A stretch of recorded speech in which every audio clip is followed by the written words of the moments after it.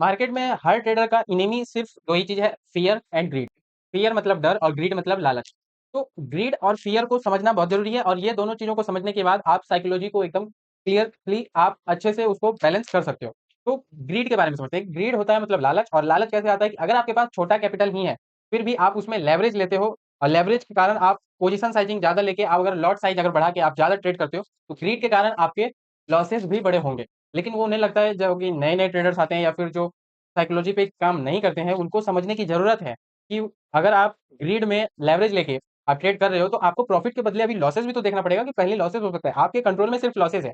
Profit आपके ऊपर नहीं है, मार्केट के ऊपर डिपेंड करता है। तो आपको कंट्रोल करना पड़ेगा लॉसेस, और लॉसेस इसलिए कंट्रोल करना पड़ेगा क्योंकि आपको कैपिटल बचाना है।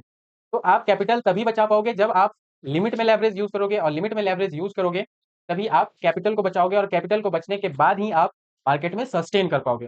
और सस्टेन करोगे तो धीरे धीरे कंसिस्टेंसी आपकी बनी रहेगी, और जिसके कारण आप धीरे धीरे। अब दूसरी पॉइंट है साइकोलॉजी में, फियर। फियर मतलब डर।